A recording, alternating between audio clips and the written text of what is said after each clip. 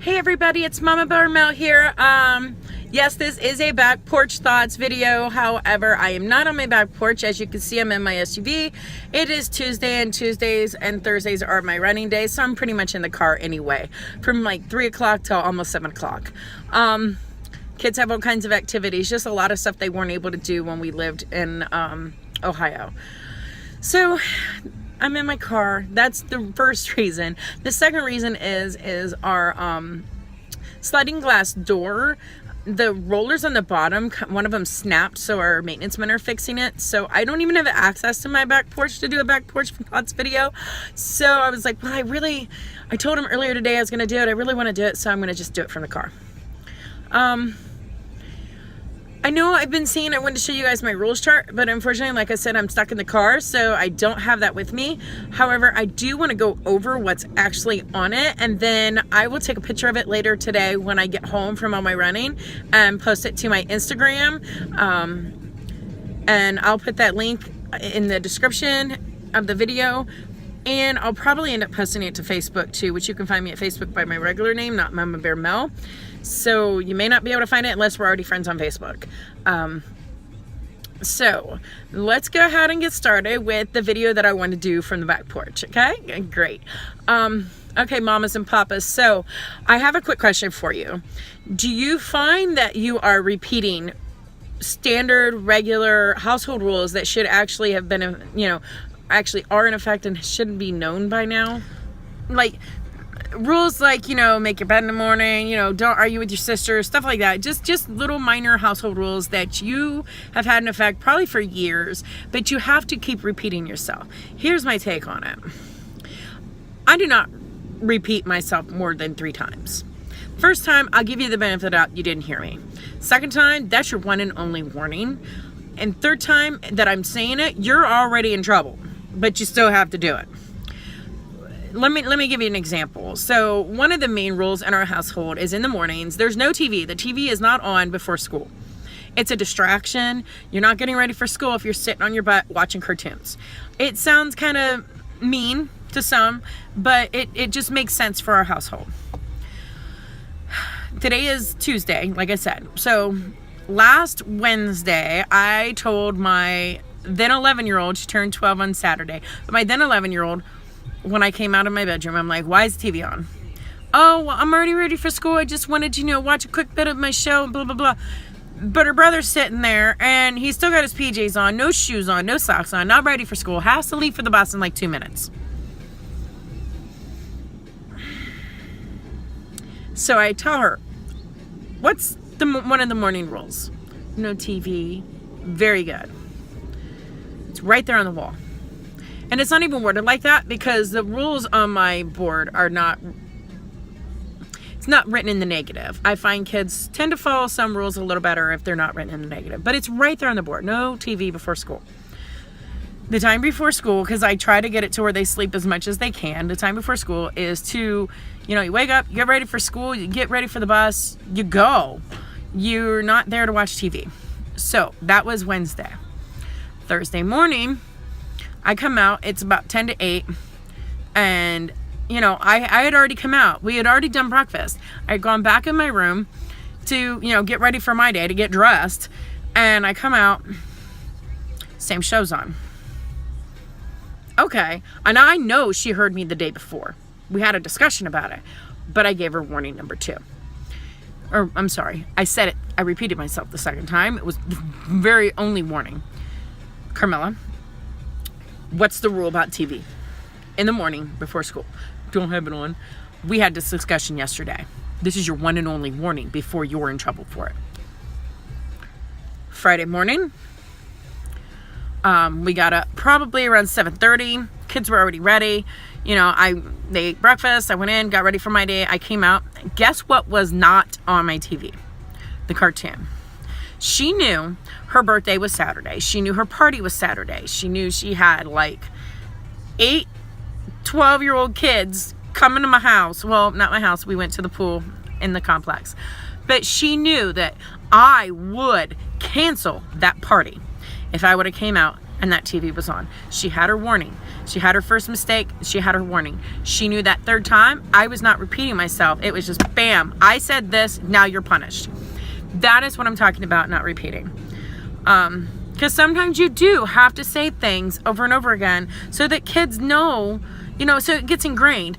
The whole purpose of having it on the wall is so that it is seen every day, so that you have a backup, so that sometimes you don't even have to say anything at all. You just snap your fingers and point to the wall, and they know. Okay, so I want to go over some of the rules that we actually have on our wall. I believe there's 8 of them. It's not right in front of me, but there's 8 main rules in our household. Okay, the very first rule that we have is be honest.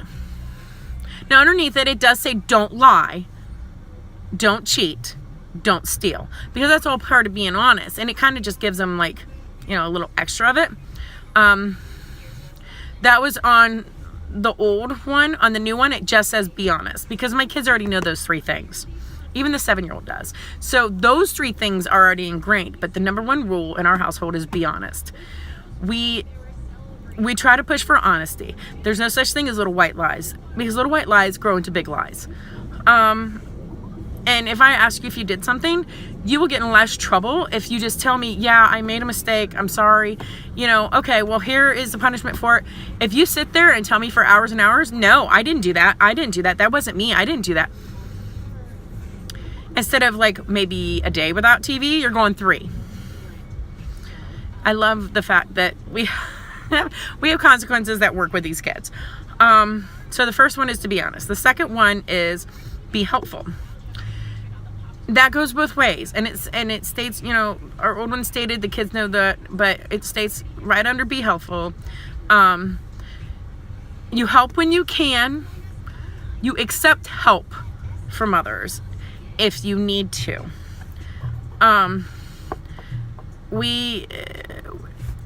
We're a large family. You cannot nobody is an island in this household. We are a team. We are a family, and we work together, and we accomplish our goals that way. That is how you work as a unit. You can't do everything on your own. You have to be able to accept help, and you have to be able to offer help when you can. If say, for example, Carmela is struggling with pre-algebra. She's in 6th grade, and they're already doing pre-algebra, and I can very well help her, but I'm explaining it to her the same way her teacher is, so she's not getting it. So her older sister, who goes to night school, she sits down with her and she kind of tutors her, and she kind of helps her with her math. And not only is it helping Carmela because Cheyenne can, it's actually helping Cheyenne, because as she's explaining it to Carmela and she's seeing what the teacher wants and what the teacher needs, it's actually helping her with her algebra 2, believe it or not, in her classes that she's in right now. So the second one is to be helpful. The third one is morning time is for morning stuff, which means there's no tablets, there's no phone play, there's no TV, there is no anything that does not have to do with the morning, routines of getting ready for school. So the third one is morning time is for morning things. The fifth one is if you see it, pick it up. What that means is there's going to be messes. We expect messes. There's a bunch of people in our house. Our house is not spotless, especially since we've been going through a lot of our boxes still. I know you saw in my last video when I showed you this, just a little clip of my hallway, and I said, don't mind the mess, we're going through Vince's toys. Yes, that boy had like 4 or 5 totes of toys that we brought with us, and it was simply because we ran out of time before the actual move to go through them for the 4th time. We had already gone through them 3 other times and got rid of so much stuff. But I mean, he gets a lot of stuff, not just, he's the youngest, so he doesn't just get it for birthdays and holidays. He gets a lot of his older siblings stuff. So he's got more toys than anybody else in the house ever has, because he's number 7. So it's, if you see it, pick it up. If you see like a piece of paper on the floor, don't step over it just because it's not part of your chore. like, if you're on kitchen and you see something on the living room floor, just because the living room is not your job doesn't mean you don't pick up the piece of paper. That's how you keep a clean house, is everybody pitches in. Now, if it becomes consistent to where you are consistently picking up stuff in the living room because the person that is on living room is not picking it up, you come to me, and that will lead to rule number 6. Rule number 6 is that all chores are to be finished by 7:30 p.m. Morning chores are to be done before school. What that means is the living room is to be clean by 7:30. Dishes and kitchen and laundry room, the bathrooms all to be done by 7:30. The only exception is like on Tuesdays and Thursdays, when Cheyenne doesn't even get out of school until 7, that the kitchen area and the dining room area, that gets pushed till later. So those are the only exceptions. Morning chores consist of putting your PJs either in your pillowcase if you're wearing them for the second night, or putting them in the laundry basket, and making your beds. Your room should already be picked up from the night before because it has to be done by 7:30. It's that simple. But yes, that's rule number 6. Rule number 7 is you get what you get and you don't throw a fit. Now, this one is my actual favorite. We learned this from a lady at my kids' old daycare way back when my 12-year-old was a baby, and we both worked to where they had to be in daycare. Her name was Miss Connie. We loved her to death, but that was her saying. You get what you get and you don't throw a fit. Life is unfair. You're not always going to get what you want, but I will make sure you always get what you need. So will my husband, but me being the mom, I always have that rolling around in my head. So my kids know, like, if you are sitting there and you want chocolate milk and I already have white milk in my house, I'm not going to drive my car to the store just to get you chocolate milk. If you want milk, you're going to have milk. That's just an example. If you throw yourself down on the floor, guess what? You're getting water.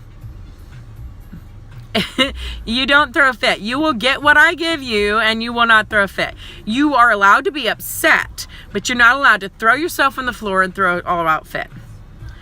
And number 8 is follow all rules and routines. So as you can see, while there are some negative things that are mixed in with each rules, the main premise of the rules, like the main sentence of the rules, there isn't a don't. It's don't watch TV before school. No, that's not there. What's there is morning time is for morning things. So you see what I mean? Like you know what you don't want them to do, but you word it in a way where it's not like, oh, I can't do anything. Everything's a don't. Like there's nothing I can do. No, there's just an alternative way of looking at it. So that was basically what I wanted to go through. So like I said, I would like to know if any of my parents that watch this, my mamas and my papas, if you have any struggles with that, I want to know, like, how many times do you repeat yourself? How many times do you have to say the same thing over and over again? I hear the ice cream truck. I hope my kids don't, because we don't get ice cream from an ice cream truck. We get ice cream from the store and they eat it in the house. We don't go up to strangers' trucks to get ice cream. My mama was the same way. We didn't go to ice cream truck. So anyway, as I was trying to say before that overpowering noise hit my ears, I want to hear from you. I want you to tell me how you do rules in your house. I want you to give me your examples of how you do it. Because I can tell you how I do it all day long, but I'm interested in the people that are watching my videos. I want to know, like, what works for you and what doesn't work for you. And what doesn't work for you, maybe talking about it, or or just messaging me or anything like that. Maybe I can have some ideas that may help you out. Maybe I won't, but maybe I will. And if I do, I would love to share that with you. So that is my video for tonight. I want to tell you all, have a happy Tuesday. I'm going to leave here pretty soon to go get the oldest from school, go home, and eat some dinner, do some math homework of my own, and have a good night. Okay, everybody. Bye.